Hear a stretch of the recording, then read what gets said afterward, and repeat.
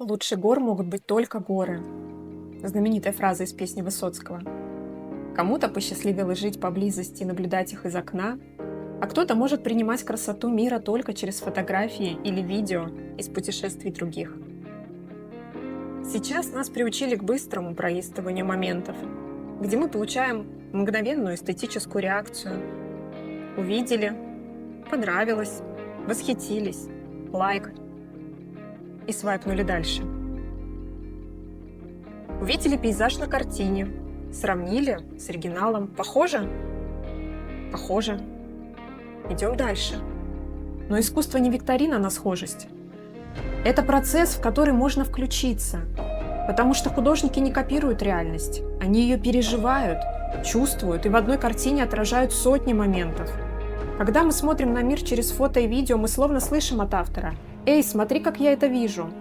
Но художники говорят нам другое: «Смотри, каким оно могло бы быть». Я много раз видела Альпы в Австрии, и своими глазами, и путешествуя глазами других, но ни разу не смотрела на них через искусство.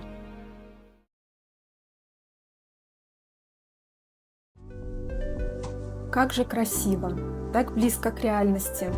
Но все же это картина, которую художник мог писать не один день. Он проживал ее мазок за мазком, и я могу не просто посмотреть, а почувствовать ее.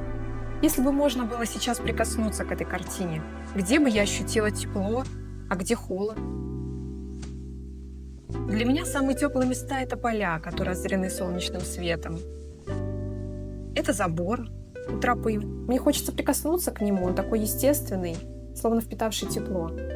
Холодными я вижу домики. Они каменные, поэтому так ощущаются. Как и река вдалеке. Ее вода довольно темная, поэтому она кажется мне прохладной. А вот горы для меня словно бархатные. Несмотря на то, что они вроде бы должны вызывать ощущение грубости, у меня наоборот они вызывают ощущение мягкости. Разве смогла бы я рассмотреть это место, стоя перед ним вживую? Я бы просто восхитилась и пошла дальше. Город-открытка, Хальштадт. Я была там несколько лет назад. Маленький, красивый, но туристический. Трудно просто абстрагироваться и попробовать услышать что-то другое, кроме гула толпы. На картине он совсем не тот, что в моей памяти.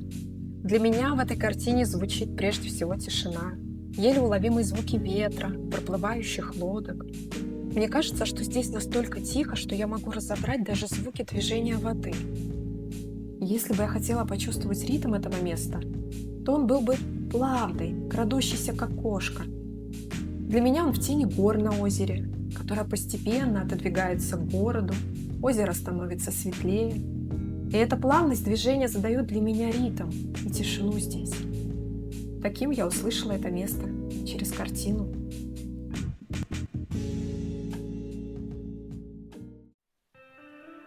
Невероятная картина по ощущениям.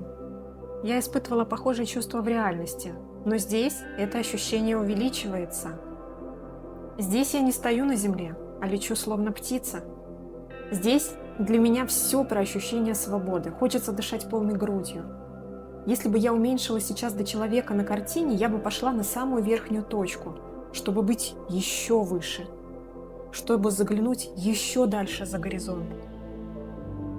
В таких местах понимаешь, что ты намного больше, чем все вокруг, ведь твоя душа способна вместить больше, чем глаза. Мне здесь прям очень хочется дышать, и хочется вытянуться еще выше.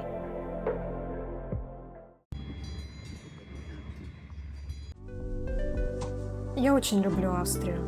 Дорога туда для меня намного больше, чем просто путь в страну. Это путь к себе.